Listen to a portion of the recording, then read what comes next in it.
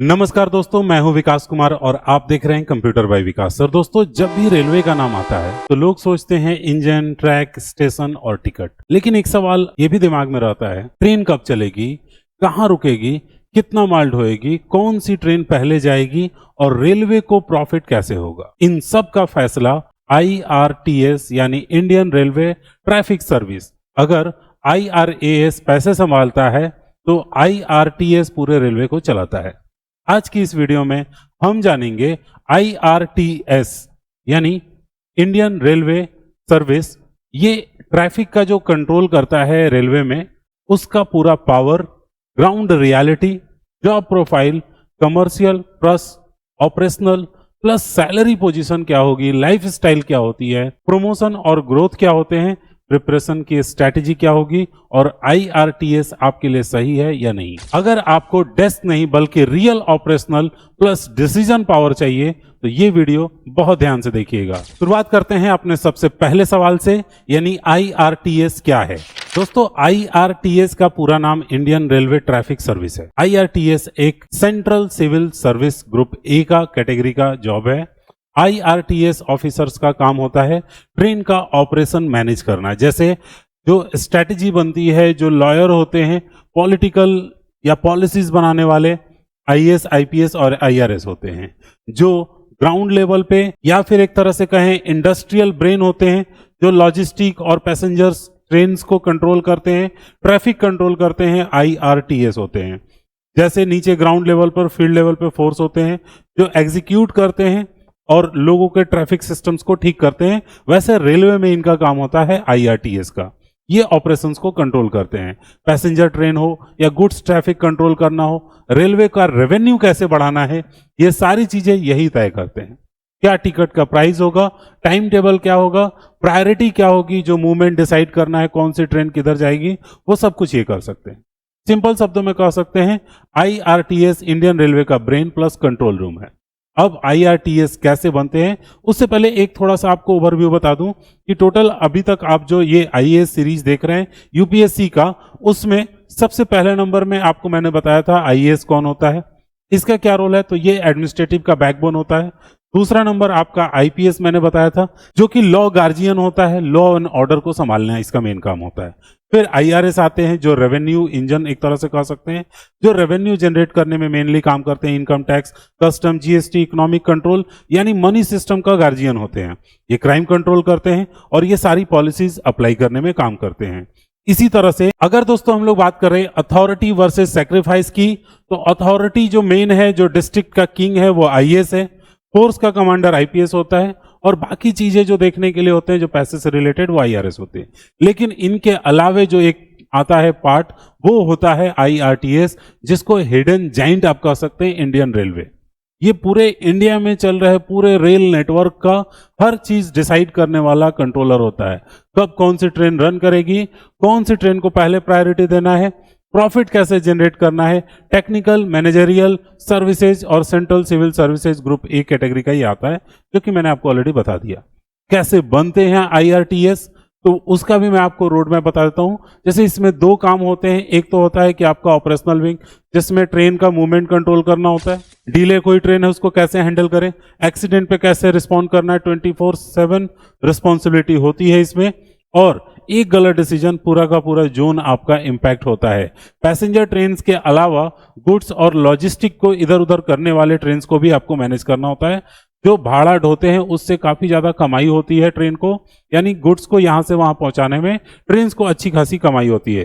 एक तरह से कह सकते हैं ये रेलवे का मेन प्रॉफिट का जो अर्निंग सोर्स होता है वो ये होता है, कमर्शियल। अब बात करते हैं IRTS का क्या मेनली कहा जाए, तो एक बहुत बड़ा इंपैक्ट होता है, बट जीरो यूनिफॉर्म, यानी कोई यूनिफॉर्म की जरूरत नहीं है। डिसीजन प्रायोरिटी होता है इसमें, या पैसेंजर, उसमें किसको आपको पहले छोड़ना है वो आपको देखना होता है। इंपैक्ट होता है क्राइसिस मैनेजमेंट में, न्यू ट्रेन और अलग सी चीजें सुविधाएं देना, उन सब पे काफी ज्यादा आपको डिसीजन का फर्क पड़ता है। कोई गन या कोई यूनिफॉर्म बहुत जरूरी नहीं है, but one decision effect thousands of lives, यानी आपका एक डिसीजन हजारों लाइफ पे फर्क डालता है। करियर पाथ आपका क्या होगा, आप एक सीनियर डीसीएम बन सकते हैं, जनरल मैनेजर हो सकते हैं, फिर रेलवे बोर्ड में आप जा सकते हैं। आईआरटीएस बनने का रास्ता है UPSC civil services examination, prelims, mains, interview, ये सभी चीजें सेम रहती है। रैंकिंग और प्रेफरेंस के ऊपर आपको सर्विसेज अलॉट की जाती है। जनरली आईएएस आईपीएस के बाद IRTS top preference technical managerial service मानी जाती है। आईआरटीएस ट्रेनिंग, अगर इसके बारे में बात करें तो सिलेक्शन के बाद ट्रेनिंग आपका LBSNA यानी मसूरी के जो कॉमन फाउंडेशन कोर्स है, उसके बाद railway staff college national academy of India railway यानी NAIR वडोदरा में ट्रेनिंग आपको दी जाती है। फाउंडेशन कोर्स के बाद railway staff college national academy of Indian railway यानी NAIR वडोदरा। ट्रेनिंग में आपको क्या क्या सिखाया जाता है, तो रेलवे के rules, railway operations, signalling, coordination, commercial management, freight and passenger traffic को कैसे कंट्रोल करें और क्राइसिस को कैसे हैंडल करें। ट्रेनिंग बहुत ग्राउंड ओरिएंटेड होती है। आईआरटीएस ऑफिसर्स का काम क्या होता है, अगर एक नजर इस पे डालें तो आईआरटीएस ऑफिसर्स पोस्टिंग दो विंग में होती है। पहला ऑपरेशनल विंग जो सबसे टफ होता है। पावरफुल पार्ट यह है कि ट्रेन मूवमेंट को कंट्रोल करने को आपको मिलता है, डिले को हैंडल करना, एक्सीडेंट इमरजेंसी मैनेजमेंट भी आपके हाथ में रहता है, सिग्नल, लोको क्रू कोऑर्डिनेशन और पोस्टिंग्स, ये सब आपके हाथ में होती है। डिसीजन आपको 24/7 आपको रिस्पॉन्सिबल रहना होता है। डिसीजन का लेवल भी आपका आपके पोस्ट के हिसाब से तय होता है।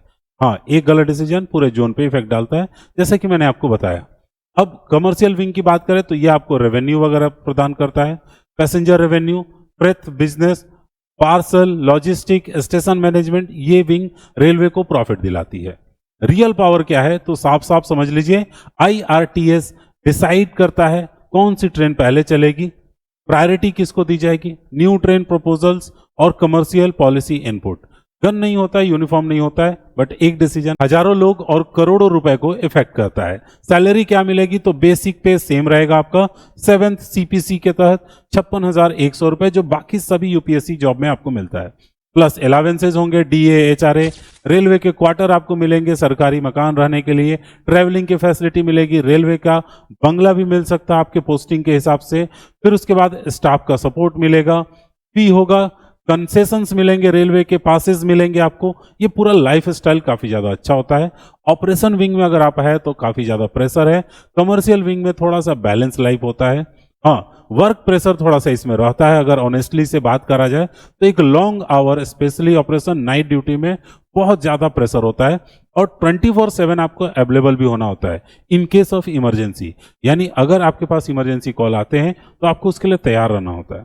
डिसीजन की अकाउंटेबिलिटी काफी ज्यादा हाई होती है, क्योंकि आपका एक डिसीजन कोई कई लोगों की जिंदगियां तय करता है। Real authority, system impact visible होता है।